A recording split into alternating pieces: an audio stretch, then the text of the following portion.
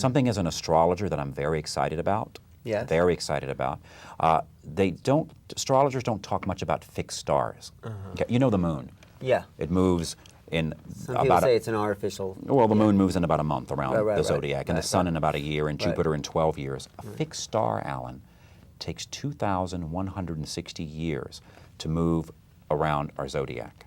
All right? So the fixed star that's called Regulus, the heart of the lion, okay, in the constellation of Leo, is about to change signs.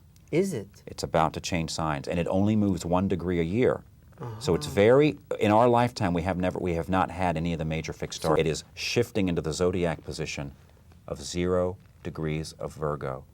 And it's happening with a 4-hour margin of error, because I had this calculated by a physicist, okay? And April 15th, 2012. wow. Regulus will move to the 0 degree of Virgo, where it will be for 72 years, until it moves to 1 degree of Virgo. The sign of Virgo, think about, first of all, the heart of the lion, where our heart is, where our love is, where we must love. It's a very masculine, sign. Okay. Yeah. And by the way, just to give you a context of that, Yeah. Regulus went into Leo in about 150 BC, at the very beginning of the Roman Empire. So this march of the patriarchy and this march of the church was during this time where Regulus was in Leo, the sign of the emperor, the sign of the king, the sign of the emperor. It's moving into Virgo. The virgin, the maiden, the feminine, the divine feminine. But what does Virgo mean esoterically, which brings us back to our point? Esoterically, Virgo's urge is to purify the light body. That's why it's the virgin. Yes, born of a virgin. We're going into a period where we're born of that purity. Humanity must be born of the virgin.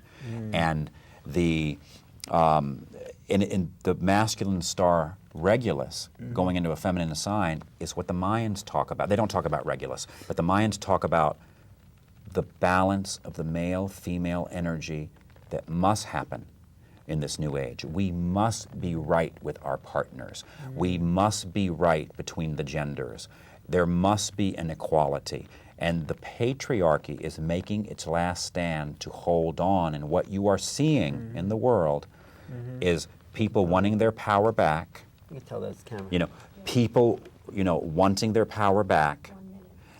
And the powers that be trying to hold on to it, and that's what the power struggle is in the world. When you see people that are marching in the street, when you see people that are doing the various Occupy this and that movement, the patriarchy, the unconscious patriarchy, it's making its last march.